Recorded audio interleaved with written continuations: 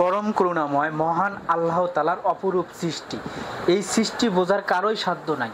মহান আল্লাহ তাআলা আমাদের জন্য যে এত সুন্দর করে পৃথিবীটা তৈরি করছে, এই পৃথিবীটা দেখতে গেলে, সৌন্দর্য দেখতে গেলে আপনাকে ঘুরতে হবে এবং সেই প্রদর্শনীর জায়গাগুলো দেখতে হবে। আল্লাহ তাআলা আমাদের জন্য এত সুন্দর সুন্দর জায়গা বা এত সুন্দর কিছু সৃষ্টি করেছে যা আমরা খালি চোখেই দেখতে পাই না। খালি চোখে দেখতে গেলে আপনারা সেই জায়গাগুলো আসলে যাইতে হবে বা ঘুরতে হবে এবং আল্লাহর সৃষ্টি সম্পর্কে জানতে হবে। মহান আল্লাহ তাআলা আমাদের জন্য এই পুরো পৃথিবীটা অনেক অপরূপময় সৃষ্টি করেছেন। মহান আল্লাহ তাআলা এই পৃথিবীটাকে আসলে কত সৌন্দর্য, কত সুন্দরময় তৈরি করছে, তারই ধারাবাহিকতায় আজ আমরা আছি অপরূপ সৌন্দর্যে ঘেরা সেই ইটাকুমার জমিদার বাড়িটি। এই জমিদার বাড়ি থেকে অনেক দূর দূরান্ত থেকে নানান পর্যটক ঘুরতে আসে।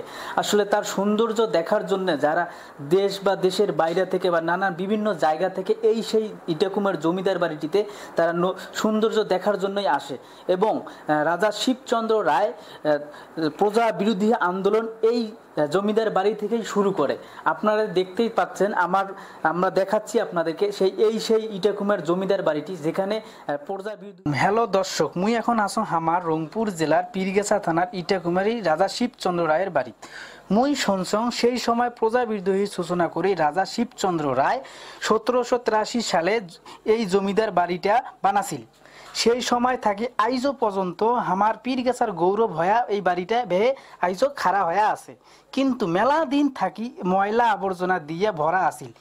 এই যে আমার ছাত্র আন্দোলনের ছোট ভাই ভাতিজেরা আসিয়া ইউনো স্যারের সাথে মত বিনিময় করিয়া পয় পরিষ্কার করছে।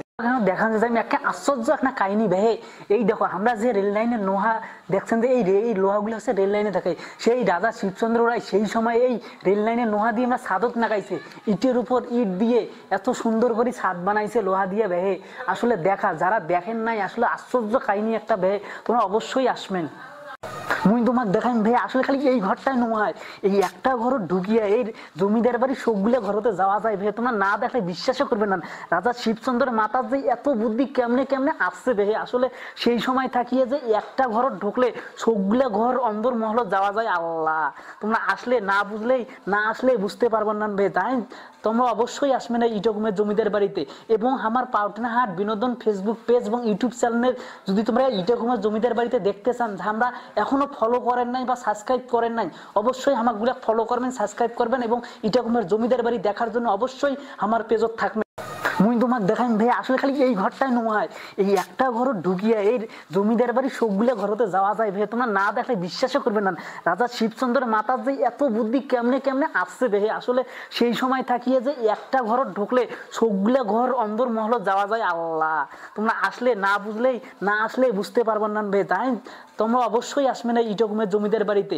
এবং আমার পাউটনাহাট বিনোদন ফেসবুক পেজ এবং ইউটিউব চ্যানেলের যদি তোমরা ইটাকুমার জমিদার বাড়িতে দেখতে চান, আমরা এখনো ফলো করেন নাই বা সাবস্ক্রাইব করেন নাই, অবশ্যই আমাগুলা ফলো করবেন, সাবস্ক্রাইব করবেন এবং ইটাকুমার জমিদার বাড়ি দেখার জন্য অবশ্যই আমার পেজত থাকবেন। আগের গুলার মানুষের এত বুদ্ধি ভাই, আত্মাধিক বুদ্ধি। লোহা দিয়ে এবং ইট দিয়ে বানাইছে একতলা, তারই উপর বানাইছে আরেক তালা এবং তারই উপরে বানাইছে আরেক না তালা ভাই। তোমরা না দেখলে না আসলে বুঝবে না, এইখান হচ্ছে সেই জায়গা। আমারে তো বিশ্বাস হয় না ভাই, এই ইটাকুমার জমিদার বাড়িতে না আসলে না আসলে বুঝা যাবার না। যে একটা চিকন রাস্তা তাকে বানাইছে আবার সিঁড়ি। তোমরা যদি এই কথাগুলো না বুঝে না আসেন, আসলে বুঝবে পাবো না। আমারে তো বিশ্বাস হবার না। আমরা শুনছি ভাই এইখানকার রাজা আছিল, তাই নাকি বলে এই কাঠগোলাপের গাছকোনা ভাই দক্ষিণ ভারত থেকে আনছিল এবং আনিয়া এই জায়গা রোপণ করছে। এই রাজার হচ্ছে জমিদার বাড়ির পূর্ব পাশে। তোমরা দেখতে পাবার নাকছেন এই জমিদার বাড়ির এই কাঠগোলাপের গাছকোনা অনেক বছর ধরে জমা আছে। এবং আমরা শুনছি আরো মানুষের কাছে, এলাকার মানুষের কাছে, যে এই কাঠগোলাপের গাছটা নাকি এই এলাকার সর্বোচ্চ